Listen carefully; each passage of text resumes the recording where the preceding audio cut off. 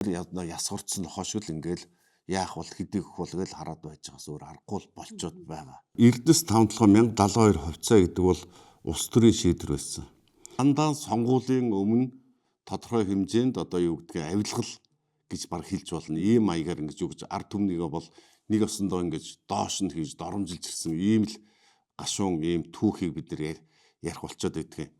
Тэгэхээр энэ 2016 онд 11 онд анх 1072 хувьцаа гаргаад 16 оны сонгуулиар 300 мянган төгрөгийн одоо оюутан залуучууд бэлнээр нь 300 мянган цаас өгөө тодорхой хэмжээ мөнгөжүүлээд тодорхой хэмжээнийх нь хувьцааг нь буцаагаад төрд авсан. За дээр нь ахмадууд за хөдөлмөрийн одоо хөгжлийн бэрхшээлтэй хүмүүс хөдөлмөр хийж чаддгүй ийм хүмүүсийнхийг бас тодорхой хэмжээгээр бараг талаас илүү хувийн ингээ буцааж аваад мөнгө өгсөн. Яг сонгуулийн өмнө шүү. За 2020 оны сонгуулийн өмнө 200 гаруй мянган цаас мөнгө хувьцааны чи мөнгөө гэж сонгуулийн гинт аймаг ороод ингээд өгсөн. 2004 онд бас 300 мянган төгрөг өгсөн санагдаж байна. Өөрөөр хэлэх юм бол энэ хувьцааг бид нар биш уул нь тодорхой хугацаанд улс төрийн ямарваа нэгэн шийдвэрээс үл хараат байдлаар ингээд хүртэж явах ёстой юм л т. Харамсалтай нь ийм байдалд үнэхээр нэг нөгөө хэлэхэд одоо байж чадахгүй байсаар байгаа дэрлээ сонгуулийн өмнө л ашиглуулаад хэдэн төгрөг өгдөг. Гэтэл чи хувьцаа гэдэг чинь өштэй өөрийнхөө үр хөвгт одоо үлдээж болдог тийм үү? Эсвэл худалдаа 8 нөгөө хувьцаагаа мөнгө хэрэг бол зарж болдог гэдэг ч юм уу. Яг бодит хувьцаа мөн үү гэвэл бас энэ асуудалтай. Яагаад тэгэхээр бирж дээр гар зарахгүй байгаа учраас бид нар одоо өмчлөх энийг одоо худалдан борлуулах, үр хөвгтөө үлдээх, өвлөж үлдээх гэсэн ийм бусад хувьцаанд байдаг ийм шин чанарууд бол байхгүй. Өөрөөр хэлэх юм бол улс төрөөс бид нар хараатаа улс төр дарга юу гэж хэлэн тэр үед нь хідэн төгрөг өгвөл одоо тэрийг сонгуулийн өмнө ингэж суртах шиг авахаас өөр ийм нөхцөл байдал байгаа. Гэтэл бид нар дэлхийн бусад улсуудыг харъя. Яг манайх шиг ийм баялагтай улс орн одоо бид нар бүгдөө Норвегийн жишээ ярьдаг тийм үү? Норвег руу хичнээн мянган одоо дарга цэрэг явсан билээ тийм үү? Гэтэл бид нар Норвегийн одоо тэр баялагын сангийн хоёрхан алтан дүрм хоёлынгийн л чийдэлж чаддгүй тийм толгоомуудаа дарга нарт. Нэгдүгээр дүрм төсвөрөө мөнгө хийхгүй. Хоёрдугаар улс төрөөс хараат байх. Ерөөсө хоёрхан юм дүрм. Хүний толгой ирэх шаардлага байхгүй. Өөрөөр хэлэх юм бол энэ юу гэж юм гэхээр нүүрсний үн өндөр болохоор төсвөө тэлээл нүүрсний үн унчаар нөгөө төсөв нь яах вэ гэж өр зээл тавиад байдаг ийм сахилах батгүй байж болохгүй гэсэн үг. Өөрөөр хэлэх юм бол Норвегид 3% ашигын 3%-ийг л одоо төсвөрөө оруулна. Бусдыг нь бол одоо баялагын сан гэдэг хөрөнгө оруулалт хийж шít. Одоо дэлхийн том одоо хамгийн одоо сүүлийн үеийн одоо ашигтай ажиллаж байгаа компаниуд хөрөнгө оруулалт маягаар ажиллаад одоо тухайлх юм бол одоо тэтгэврт гарсан ахмадууд нь хангалттай эрүүл мэндийнхаа одоо үзлэгийг үзүүлдэг тийм үү. Хамгийн дуртай газараа явдаг барьдаг. Гэх мэтлэнгээр ингээд эн чинь нөгөө юуны тэтгэврийн сан гэдэг нэртэй ийм мундаг сан байна. Нэг их 80 гараа явчлаа. Асар хэмжээний баялагтай байна. Гэтэл бидэрт юу байна? Өөрөө байна.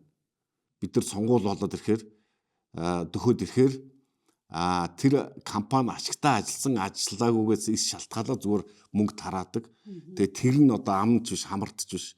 Ингээд одоо баг эсэргээрээ одоо их хэмжээний мөнгө тараагаад одоо 300 мянган төгрөг тараалаа гэх чинь баг нэг их 80 төгрөг бэлнээр тараах зах зээл рүү хийлээ гэдэг чинь эргээд бид нар бүтэн жилийн дараа 300 мянгасаа илүү их мөнгийг инфляцаараа дамжуулаад алдсан сууж байгаа шүү дээ. Өөрөөр хэлэх юм бол буруу бодлого гэдэг бол тухайн үедээ одоо 300 мянган цаас өгөөд их аятайхан юм шиг санагдж байгаа мэт боловч эцэстээ эн чинь улс орных нь хөгжилд ард түмнийх нь амьдралд сөргөөр нөлөөлдөг гэдгийг нь дэлхийн улс орнууд мэдж байна. За бүр Норвега хаяа хэдүүлээ.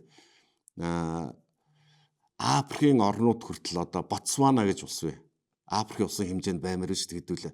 Ботсвана алмазтай, алмазын баялагтай яг ийм одоо санта сан сахилгаваттай энэ сангийн сахилгават юугаар илэрхийлэгдэх вэхээр ус төрчд байдгүй дандаа одоо эдийн засгч байдаг хараат бус хүмүүс байдаг. Гэтэл хэдүүлээ өөрсдийнхөө энэ санг харъя да түүцэд нь дандаа одоо ус төрийн хүмүүс байж байдаг. Бид нар ард түмэн чи 20% юм байгаа шүү дээ. Уул нь анх тарахта 20%-аас нь энэ компани ард түмэнд өгж ийн гэдэг 20%-аас нь нэг ширхэгч хүн энэ түүцэд нь байдаг. Энэ юу болж байгаа юм бүүм засаглалынх нь байдал нь үргэлж одоо мапанта засаглажсэн улсууд нь дарга зэрэг хийжсэн их олон хүн шорон оргоогоор явсан. Юу болоод байгааг нь мэдгүй, хичнээн өөр тавьж байгааг нь мэдгүй. Төсвөлтөөгөө холио мантаа утгацсан. Эдийн засгийн одоо ингээд нүдээр харах юм бол энэ зүгээр галзуу хүмүүсийн хийдэг ийм үйлдэлийг бид нэр хийж байгаа.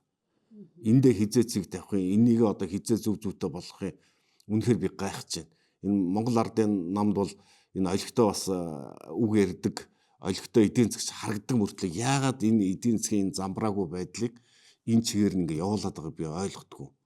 Тоолох юм бол манай энэ сан дээр бол зүгээр ус төрчд тоглоом хийдэг ийм сан болчлоо шүү дээ. Ард иргэдийн амьдралд бүр ширхэгч нэмэр байхгүй. Тэгэхээр энэ дэлхийн бус улсууд ч бэлнээр мөнгө тараадгүй, яг хэрэгтэй зүйлд нь тараадаг. Эрүүл мэндэд, сургалт тийм үү. За үнэхээр залуу гэрүүл байр авах гэж байгаа бол байрч гэдэг юм уу. Гэх мэтлэнгээр тодорхой зүйл. За улс орондоо хангалттай хөдөлмөр хийгээд насаараа ажилласан ахмадуудыг биш үү. Бүх эрүүл мэндийг хангаж ин тэднийг дураараа сайхан амьдрах нөхцөл байдлаар нь хангаж ин. Гэтэл бид нар тий манай энэ тэтгэврийн ахмадууд гадаа ингээл орилдоо зогсож шээ. Өөрөөр хэлэх юм бол бидний одоо сонгож байгаа энэ улс төрчд маань үнэхээр одоо дураараа дургиж ийн. Энд хамгийн их найдаар ярих хулгай байна. Энэ бол ард иргэдэд хүрч байгаа юм алгаа шүү дээ. 20% тэр нийт хувьцааны 20% ард иргэд мэддэг, ард иргэдийн нэр дээр байгаа боловч түүцэд нь нэг ч хүн байхгүй. Дандаа улс төрийн одоо орилж хашгирч байсан хүмүүс. Тийм учраас том эдийн засгтаа хүртэл хортой, ард иргэдэд хүртэл хортой ийм бодлого явуулж ирлээ.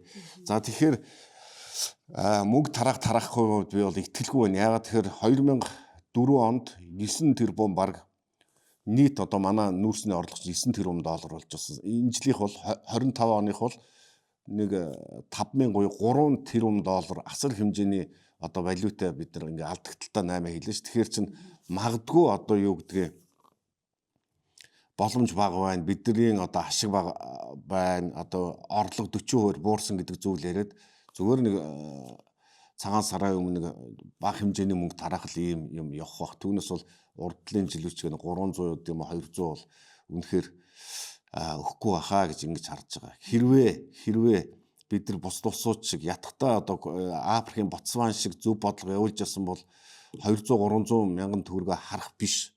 Хизээ өгөх үл гэж одоо 3-4 жил харж байгаа сонгуулийн өмнө авах биш. Энэ тогтмолжоод авдаг мөнгө нь тогтмолжоод алийг хизээ одоо юу гэдгээ компани зөв ашигтай ажиллахад над сая төгрөг ирэх юм байна гэдгийг захын хүн тооцохоор юм боломжтой байлаа шүү дээ. Гэтэл энэ бүх юм нь хаалттай. Бүх юм нь одоо тодорхой бус удирж байгаа улсууд нь дандаа улс төрийн ийм хүм тавьж байгаа нөхцөлд бид нар яс хурцсан нохоо шиг л ингээл яах бол хэдийг өгөх бол гэж хараад байж байгаас өөр аргагүй болчоод байгаа. Харамсалтай байна. 2012 оны тооцоололоор бол нэг иргэн 1 сая төгрөгийн Монгол ашиг авах боломжтой гэдэг зүйлийг бол ярьдаг шүү дээ. Гэтэл тэгээ өнөөдрийн байдлаар за хэдүүлээ ингэж харъя. За бид нар ч ингэсэн 1 сая төгрөг ч ногд 2008 онд баяр гэж ерөнхий сайд гарч ирэхдээ иргэн болгонд 1.5 сая төгрөг өгнөгөөд 500-ыг бэлнээр өгөөд тэгээ 1 сая төгрөгөнд нь одоо байхгүй учраас энэ хувьцаа өгсөн юм шүү дээ 1 сая төгрөг.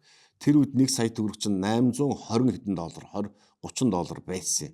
830 долларыг хүнд өгсөн байна шүү дээ. Өнөөдөр 1 сая төгрөгийн хувьцаа маань хэд вүлээ 250-60 буюу 3 дахин үнэлгээ нь унтсан байж байна. Хэрвээ энийг зөв зүйтэй ингээд шилжүүлээд тодорхой цаг хугацаанд нь IPO дэлхийн зах зээл дээр гаргаад ингээд явсан бол 1 сая төгрөг битээ хэл ашиг одоо өнгөрсөн жилүүд авахар байлаа. Тоолох юм бол одоо нүүрс нь галзуурж исэн 2002, 3, 4 онд бол тэр жилүүд жил болгон саяас илүү мөнгө хэмжээний мөнгийг ард иргэдийн одоо дансанд оруулах бүрэн ийм тооцоо бий бол хийжсэн. Одоо яг 25 онд 40%-аар үн унтсан гэдэг юм ярих байх. Тэгээд ард түмний амьдрал хүнд байна. Энэ ард түмний амьдрал хүнд байгаа юмны үн одоо өргөн хэрэглээний барааны үн, үйлчлэгээний үн өсөд байгаа чинь бас буруу бодлоготой холбоотой шүү дээ. Хитрхи нэг дор их мөнгө гаргаж одоо зах зээл рүү оруулж болохгүй гэдэг ийм алтан дүрмийг бид нар үл оошоо чинь хэрэгтэй хүнд мөнгөний нөгөөд тийм үү тэр ахмадуудаа одоо мөнгөний нөгөөд тэр залуу улсууд хөдөлмөрлөх боломжтой улсууд нь тэр мөнгөө дараа нь ямарваа нэгэн хэлбэрээр авч болно шүү дээ. Ийм зөв бодлого энэ одоо төрд ерөөсөө алгаа. Энэ төрийн буруу бодлогын гамшигыг ард түмэн зөвхөн халаасаараа биш дээр нь одоо юу гэдэг эрүүл мэнд бүх зүйлээрээ ингээд төлж явж байгаад үнэхээр харамсалтай байна. Энэ Монголын төрд нэг эрүүл ухаантай хүмүүс хизээ гарч ирэх юм бол доо л гэж би одоо гайхаж байна.